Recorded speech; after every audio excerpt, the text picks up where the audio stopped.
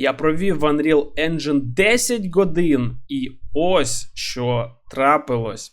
Всім привіт, з вами Станіслав, і сьогодні я хочу показати, що можна зробити в Unreal Engine абсолютно з нуля. Тобто, знаючи абсолютно нічого про цей рушій, ви можете зробити свою першу гру десь за 10 годин.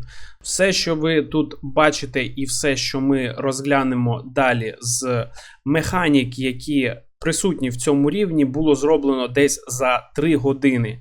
Інші 7 годин я розбирався, де що тицяти, де що знаходиться в інтерфейсі.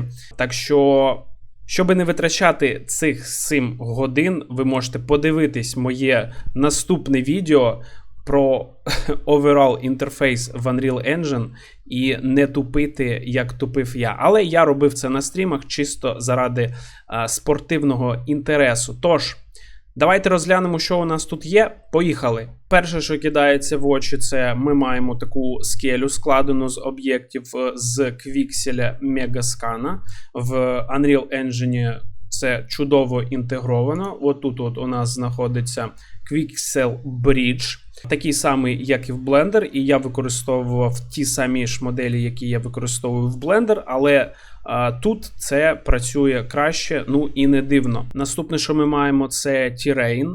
У нас є рампа, у нас є ландшафт, у нас є хмари, які рухаються, атмосфера, у нас є сонце. У нас є ще певні об'єкти декоративні для масштабу.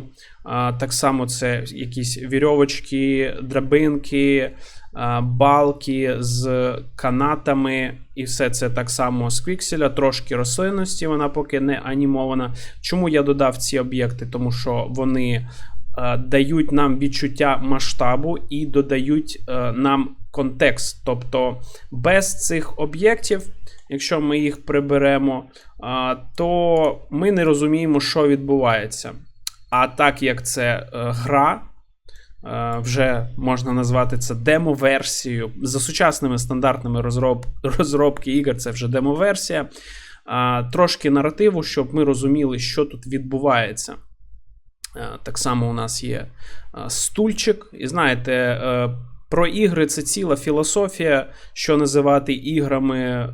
Ігри, в яких є геймплей, чи тільки наративні ігри, і що таке геймплей взагалі. Але про це ми поговоримо в наступних відео. Також ми бачимо, що у нас є Particle Systems, такий пісок, який пересувається, і такі мікрочастинки типу даста. Мікропіщинки.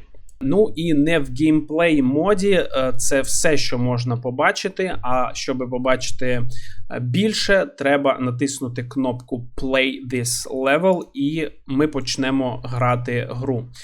Насправді тут ще є музика, яка змінюється, але я її прибрав, щоб це відео не заблокували за авторськими правами.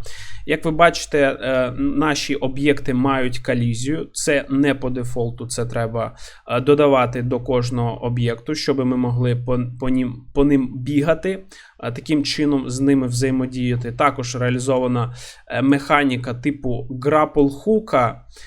Насправді, я ще не знаю, як зробити так, як я хочу, але люди, яким за 30 чи за 25, можливо, ви грали в гру Dark Messiah, і там був такий лук з канатом, і ви стріляли цим луком і могли підійматися по дерев'яним спорудам. І це був такий доволі класний, цікавий паркур. І я не бачив, щоб це було реалізовано в якихось інших іграх.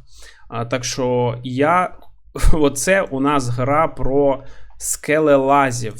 Насправді, я хочу, щоб це був скелелаз онлайн, кооператив, таким чином, щоб 2 людини перекидали мотузку через балку, і одна людина, наприклад, тримає і тягне, і інша людина підіймається і закріплюється. Але мої друзі-розробники, які працюють в великих компаніях, кажуть, що в Unreal Engine дуже складно реалізовувати кооп механіки. і це реально дорого і складно, так що поки що це буде для однієї людини. Що ми ще бачимо з присутнього? Це у нас зміна дня і ночі. Як бачите, ми можемо спостерігати такий прекрасний сансет. Дивіться, як класно промені пробивають через цей волюм. Бачите, такі як годрейси. Дуже гарненько. Вже сонце сідає. Давайте перезапустимо нашу гру. Так що всі ці механіки, які реалізовані в цьому рівні, ви можете зробити абсолютно не знаючи Unreal Engine з нуля. Все доволі просто. Є і складні речі, такі як, наприклад, ось ці Particle System з піском і Grappling Hook. Насправді ідея була початкова, що це не канат, а велетенський пісюн, який дергається, і я його розмістив, відповідно, бачите, знизу, щоб ми його бачили. Я не знаю, чи пропустить Steam таку гру, де ми будемо кататися на велетенському ліпучому пісюні, як Spider-Man, але якщо пропустить, то ви зможете придбати цю гру за 50 гривень потім. Якщо вам цікаво, як це робилося, я зроблю туторіал, як робити пісюн, на якому можна кататися. Туторіал, як робити оцю от систему з партикалами, з дастами, я робити не буду, тому що я сам не до кінця розумію, як це працює. Я просто повторював за іншими туторіалами, але що я зрозумів під час роботи в Unreal, що це, на відміну від Blender та інших 3D-редакторів, є 4D-редактор. І що я маю на увазі? Що до багатьох процесів, а насправді до більшості процесів, які є тут, додане ще час. Тобто четвертий dimension – це час. І багато процесів саме в нод-системах мають показник часу. Тобто, коли що відбувається, і тригери, тобто від чого що відбувається. Ви натискаєте кнопку, додається це, воно змінює статус того, і воно може продовжуватись до безкінечності. Наступне, що я планую додати в цю гру, це можливість якісь відкривати інвентар, можливо, додати якісь UI-системи типу спраги, щоб наш альпініст, він втомлювався, і, наприклад, йому за час необхідно було би залізти на цю скелю, інакше він помре від спраги в пустелі. Взагалі, розробка рівня – це цікавий філософський процес, тому що коли ти починаєш створювати світ з нуля, багато процесів відсутні, багато механік відсутні, до яких ми звикли в комп'ютерних іграх. Наприклад, на цьому рівні неможливо загинути. І якщо ми впадемо з високої висоти, тут вказана оця дедзона, мінус скільки-то, ми її перетинаємо і ми гинемо. Але нема самої смерті. Тобто, бачите, тут не написано, як в Dark Souls you died, і нічого не відбувається після смерті. І це доволі цікава ігрова концепція, що ти впав, вмер, і все, і нічого не відбувається. Тобто нема завантаження, не можна запустити заново, як в реальному житті. Ти просто впав і вмер. Можна ще додати механіку, що ти повільно вмираєш, і ти в пустелі, і ніхто не приходить. А якщо ви хочете, щоб так само лежали і не підіймались погані люди, які прийшли в нашу країну зі зброєю, ви можете підтримати мене гривнею на баночку Monobank. В описі під відео я збираю на філамент, друкую штуки, які допоможуть їм лежати.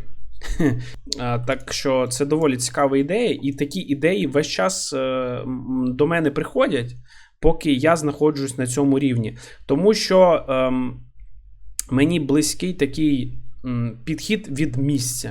Тому в мене немає ідеї, що я буду робити гру про альпініста, і от там будуть певні механіки. Ні, я просто роблю світ, роблю якісь об'єкти, і я знаходжусь всередині цих об'єктів, як реальна людина знаходиться всередині якогось місця, і я з цими об'єктами взаємодію, я на них дивлюсь, і я дивлюсь на скелю і думаю, мені хочеться на неї залізти. І я на неї залажу, але це ж бред, я ж не вмію літати. І тому треба якась механіка, яка дозволить мені залізти. І від цього вже з'являється геймплей. А до геймплея мені потрібен якийсь наратив, чому я тут лізу, чому я в пустелі і взагалі я цим займаюся. Тому що я альпініст, і тому що я тут, і чому я лізу, тому що я хочу залізти на цю скелю, тому що я відомий альпініст, це моя робота. А що мене чекає на скелі, я не знаю. А там чекає на мене стульчик, я на нього сідаю і не знаю, щось відбувається. Як ви бачите, тут доволі багато об'єктів, але насправді це 1-2 меші, які повторюються в різному масштабуванні. Деякі з них рефлектнуті, деякі з них перегорнуті. Бачите, вони багато з них полі всередині.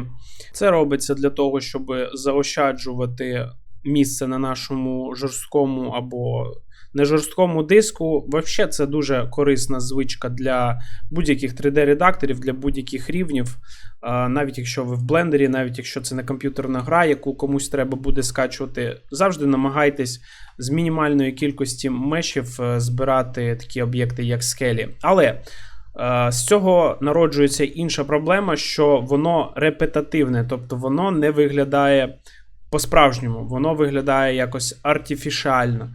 Щоб воно виглядало не так тупо, я пододавав сюди ось такі брили, які провалені між 2 скелями.